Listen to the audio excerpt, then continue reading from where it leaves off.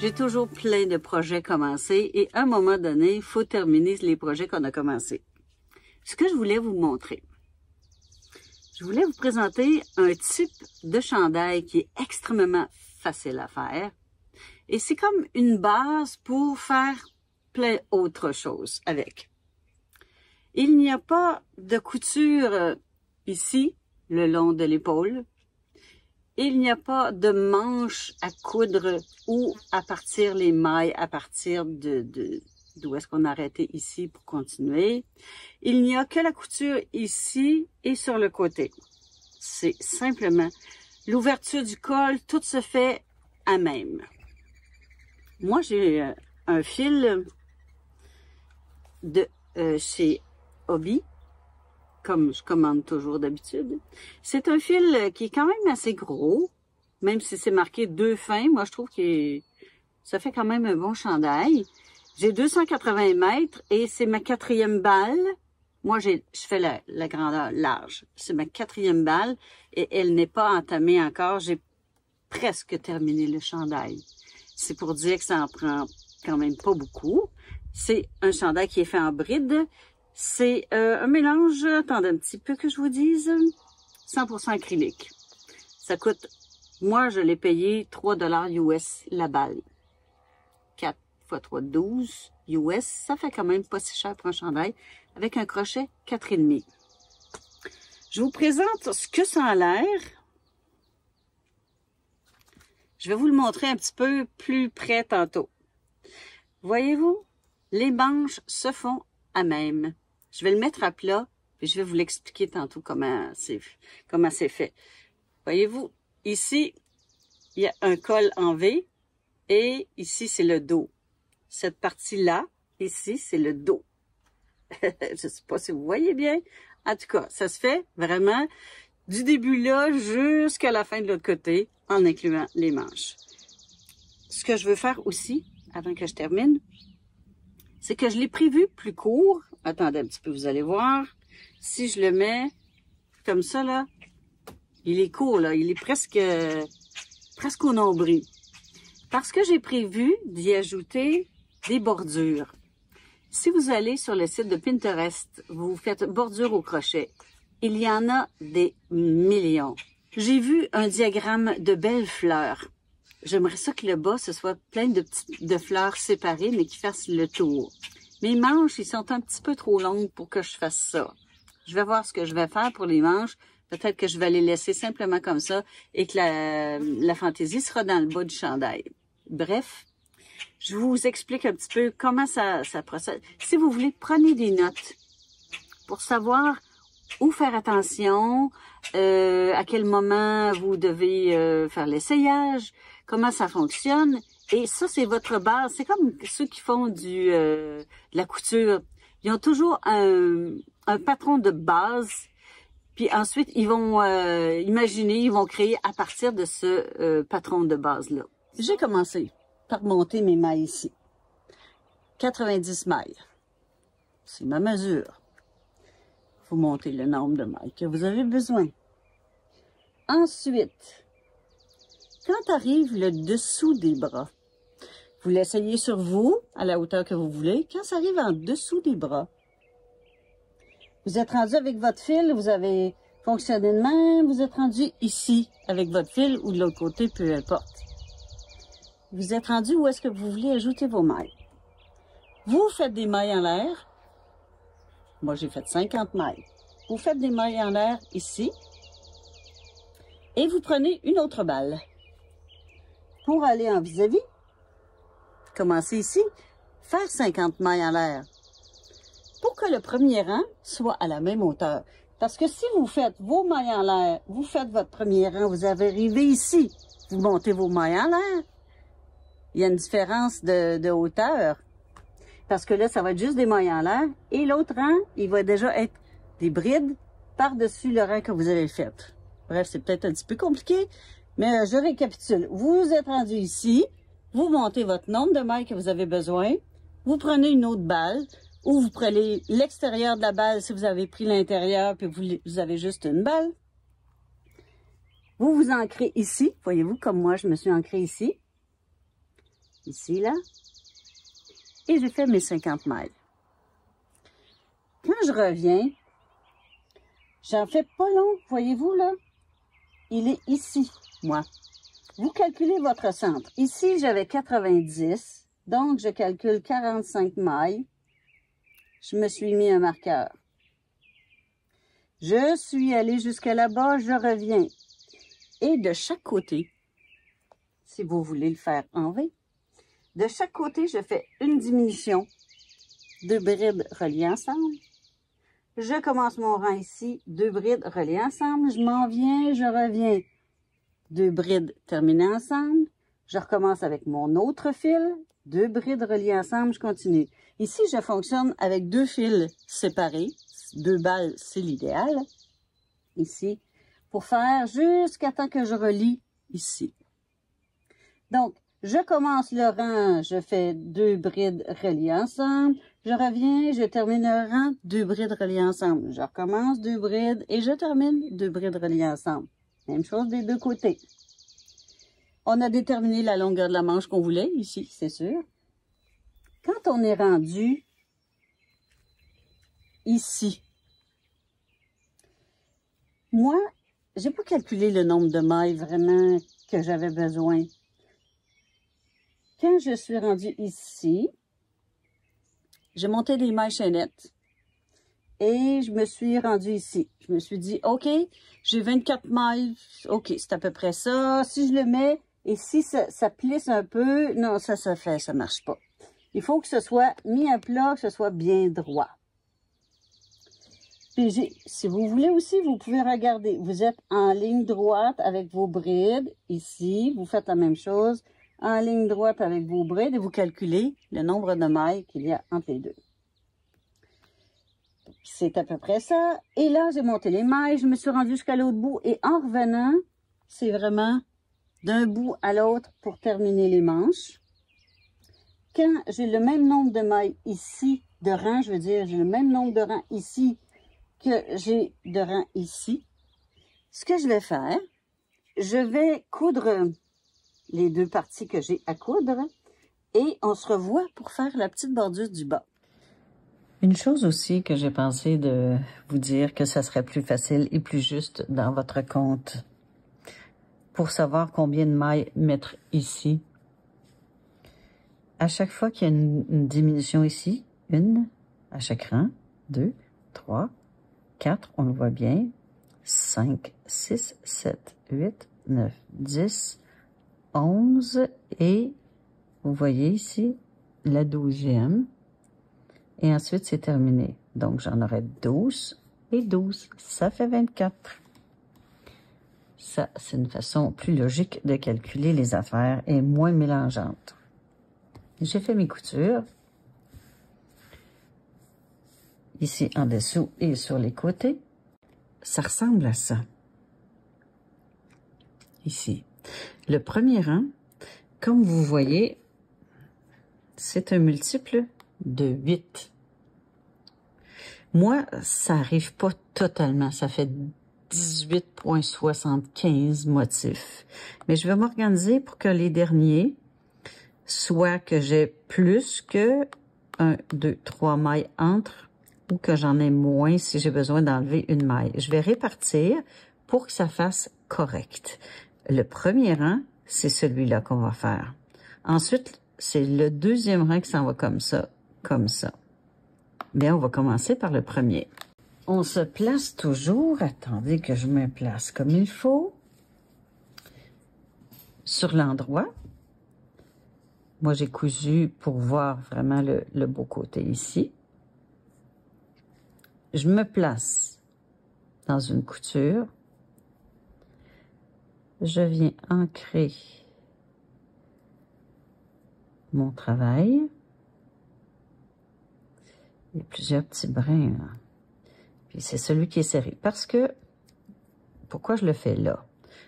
Je pourrais le faire ici, mais celui-là, va falloir que je le fasse parce que entre celle-là et celle-là, c'est trop grand. Il y en a comme une et possiblement deux. Fait que je vais le faire ici. Ça devrait fonctionner. Voilà. je suis venue m'ancrer. Je suis supposée d'avoir apporté un marqueur. Ben non, Chantal, elle n'a pas amené un marqueur. Non. OK, oui, Chantal, elle l'avait apporté. OK. Ça doit être une maille serrée qui est ici. Donc, dans la première maille, je fais une maille serrée. Je mets mon marqueur. Je vais essayer de vous mettre le patron comme ça, pour que vous voyez aussi. Et me mettre ma petite lumière pour que vous voyez bien. C'est bien comme ça. On regarde 1, 2, 3, 4, 5 mailles en l'air.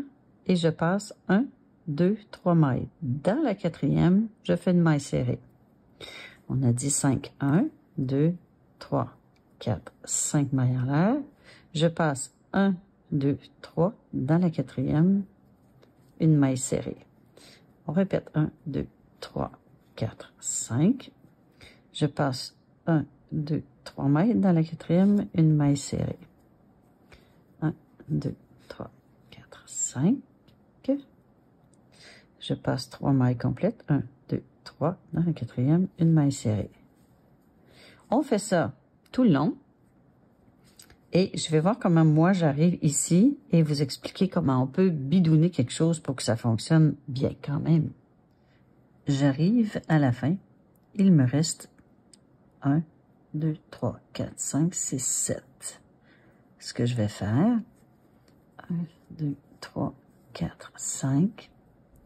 Je vais en passer 4, 1, 2, 3. Dans le quatrième, j'en passe 3 dans le quatrième, je fais ma maille. Je fais comme 1, 2, 3, 4, 5. Et il y en aura 1, 2, 3 seulement. Je fais ma maille coulée ici. J'enlève mon marqueur. Et comme on voit sur le modèle ici, 1, 2, 3, 4 mailles en l'air et une maille serrée au centre. On va le faire 1, 2, 3, 4 mailles en l'air et une maille serrée au centre du premier arceau. La chose un petit peu plus compliquée, c'est de voir et d'être capable de deviner dans quel sens ça s'en va et comment j'organise mon affaire.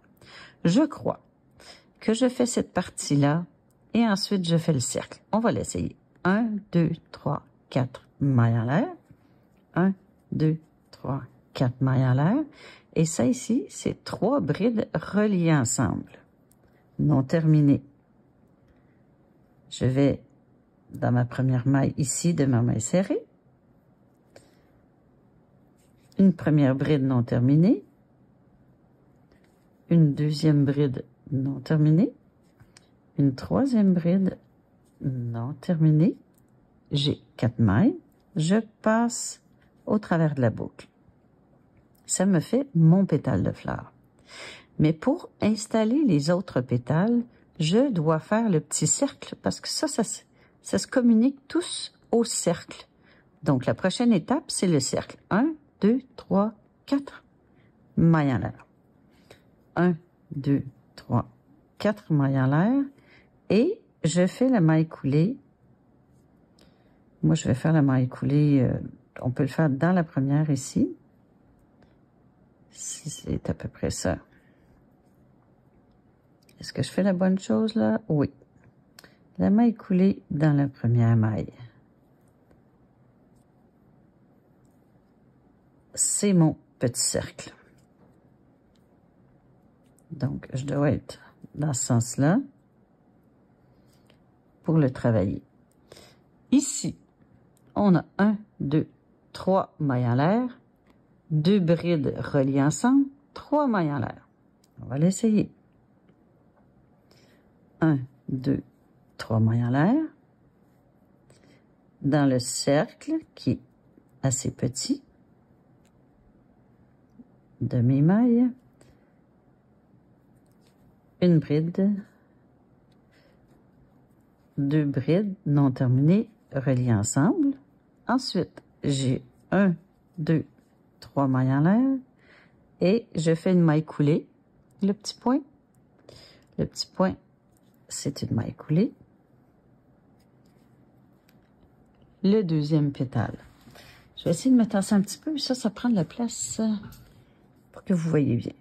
Je vais recommencer l'autre pétale qui commence par 1, 2, 3 mailles en l'air. Dans le cercle, 2 brides non terminées reliées ensemble. 3 brins. On ferme. 3 mailles en l'air. 1, 2, 3. Et une maille coulée dans le cercle. Voyez-vous, on est comme ça, là. On s'en vient. Ça fait partie. C'est un pétale ici. Et on a 3 à faire dans le cercle et ensuite la fin. OK. 1, 2, 3. 2 brides non terminées reliées ensemble. 1, 2, 3. Maille coulée. Et la dernière, non, j'en ai 3. La dernière serait même principe. 1, 2, 3 mailles en l'air. Mais il y a 3. Je pense que c'est, je sais pas si c'est des feuilles. Non, c'est pas des feuilles. Il y a quand même ici 3 brides reliées ensemble à partir du centre. Donc, une non terminée. Deuxième bride non terminée. Troisième bride non terminée, reliée ensemble. Et la maille coulée dans la maille serrée de l'arceau suivant. L'arceau suivant, il est ici. Je fais une maille serrée. Bon, qu'est-ce que ça a l'air, notre affaire? Bien, ça a l'air ce que c'est. Ah, vous voyez, oui, vous voyez bien, ici, comme ça. C'est la fleur. C'est sûr que ça fait pas tout à fait comme ça. On va en faire un autre, on va voir. Entre les deux, il y a 3 mailles en l'air. 1, 2, 3 mailles en l'air. On va aller faire une maille serrée dans l'arceau suivant. On ferait 4, 1, 2, 3, 4. 3 brides reliées ensemble non terminées. 1, 2, 3. On a 4 brins, on les termine. On fait les 4 mailles, 2, 3, 4 mailles pour le cercle qu'on va venir faire notre maille coulée dans la première. Et comme ça doit être ici en bas, parce qu'on doit se raccrocher, on va tourner notre fil, changer le fil de côté. On avait 3 mailles en l'air, 2 brides non terminées reliées ensemble au centre. 1, 2, là on les relie ensemble. Et 3 mailles en l'air, 2, 3. On venait faire une maille coulée dans le centre. On recommence. 1, 2, 3. 2 brides non terminées reliées ensemble. 1, 2, on les relie. 3 mailles en l'air. Maille coulée au centre du cercle. La dernière. 1, 2, 3 mailles en l'air. 2 brides non terminées reliées ensemble. On les relie. 1, 2, 3 mailles en l'air. On fait notre maille coulée au centre. Et là, on est prêt à s'en aller dans l'autre arceau en faisant nos 3 mailles en l'air. 1, 2, 3. 3 brides non terminées au centre de notre fleur. 1, 2, 3. On a 4 brins, on les relie ensemble et on vient faire une maille serrée dans l'arceau suivant. On va regarder si c'est beau, ce que ça donne. Ça donne ça. Je pense que c'est très joli. Et en plus, j'ai l'espace aux manches pour en faire aussi. Je pensais que mes manches étaient plus courtes, mais finalement, elles ne sont pas plus courtes. J'en refais une autre avec vous. Voyez-vous ici, là, pour débuter, 1, 2, 3, 4 mailles en l'air. Il doit y avoir reflet, hein? Oui. 4 mailles en l'air. Et quand on termine, il y a 3 mailles en l'air, comme ici, 3 mailles en l'air. La seule place où il y en a 4, parce qu'on part de plus bas, c'est au départ. C'est ce qu'on va faire. On faisait 3 mailles en l'air entre les pétales de fleurs. On fait une maille serrée dans l'arceau suivant. On commence. 1, 2, 3, 4, qui est le premier pétale, comme on disait. 3 brides reliées ensemble dans la maille serrée. 1, 2, 3. On les relie ensemble. 4 mailles pour le petit cercle. 1, 2, 3, 4. On fait la maille coulée dans la première maille. On envoie le cercle par en bas et on change notre fil de côté. On commence les 3 pétales du centre. 1, 2, 3.